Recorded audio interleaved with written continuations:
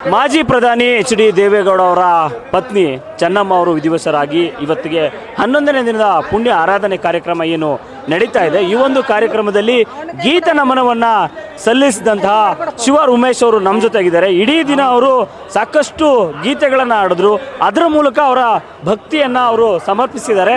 ನಮ್ಮ ಜೊತೆ ಶಿವ ಉಮೇಶ್ ಅವರು ಇದ್ದಾರೆ, ಅವ್ರನ್ನ ಮಾತಾಡಿಸ್ತೀನಿ. ಸರ್, ಇಡೀ ದಿನ ನಿರರ್ಗಳವಾಗಿ ಹಾಡಿದ್ದೀರಾ, ಏನು ಹೇಳ್ತೀರಾ ಸರ್? ನಿಜವಾಗಿ ಇವತ್ತು ಬೆಳಗಿನಿಂದ ಇದು ಒಂದು ಉತ್ತರ ಕ್ರಿಯಾದಿ ಕಾರ್ಯಕ್ರಮ ಅಂತ ಅನಿಸಿಲ್ಲ ನನಗೆ. ಯಾವುದೋ ದೇವಸ್ಥಾನದ ಹತ್ರ ಆಡ್ತಿದ್ದೀನಿ ಅನ್ನೊಬ್ಬ ಕಲಾವಿದನಾಗಿ ಸುಮಾರು ಸಾವಿರಾರು ಕಾರ್ಯಕ್ರಮ ಮಾಡಿದ್ದೀನಿ.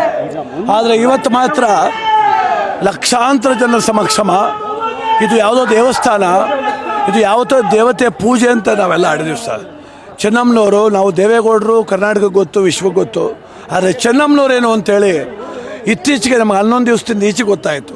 ಅಂಥ ಮಹತಾಯಿಗೆ ಆಡೋ ಸೌಭಾಗ್ಯ ಸಿಗ್ತಲ್ಲ, ನನ್ನ ಜನ್ಮ ಸಾರ್ಥಕ ಸರ್. ಸಾಕಷ್ಟು ಕಾರ್ಯಕ್ರಮಗಳಲ್ಲಿ ಹಾಡಿದ್ದೀರಾ ಸರ್.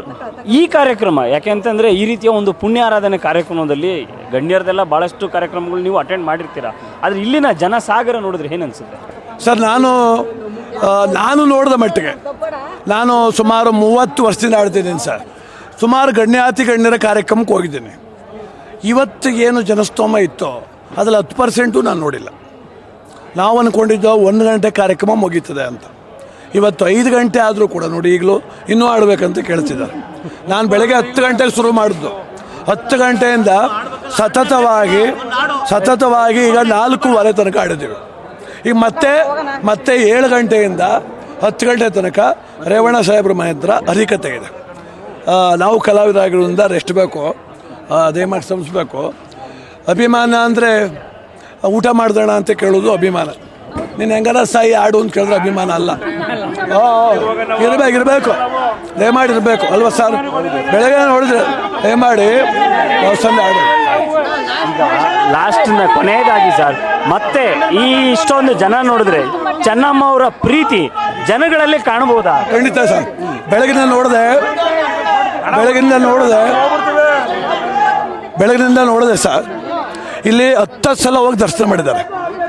ಇಲ್ಲಿ ಊಟ ಫಂಕ್ಷನ್ನು ಮುಖ್ಯ ಅಲ್ಲ, ಎಲ್ರಿಗೂ ಒಂದೇ ಭಾವ, ಚೆನ್ನಮ್ಮನವ್ರು ನೋಡಬೇಕು ಅಂತ. ಆ ಸಮಾಧಿ ದರ್ಶನ ನೋಡಬೇಕು, ಕೈ ಮುಗಿಬೇಕು. ಈ ಭಾವದಿಂದ ಇಷ್ಟೂ ಜನಸ್ತೋಮ ಸೇರಿದರು. ನಿಜವಾಗಿ ಇದು ಸಾರ್ಥಕ ಕ್ಷಣಗಳು. ಅದು ದೊಡ್ಡ ಮನೆಯ ದೇವತೆಗೆ ಇಡೀ ಕರುನಾಡು ಸಲ್ಲಿಸಿದಂಥ ಒಂದು ಭಾವಪೂರ್ಣ. ಇದಿಷ್ಟು ಶಿವ ಉಮೇಶ್ ಅವರು ಹೇಳ್ತಾ ಇರುವಂಥ ಮತ್ತು ಕ್ಯಾಮ್ರಾ ಪರ್ಸನ್ ಪ್ರಶಾಂತ್ ಜೊತೆ ಮಧು ಇಂಗ್ಳದ ನ್ಯೂಸ್ ಫಸ್ಟ್ ಹಾಸನ.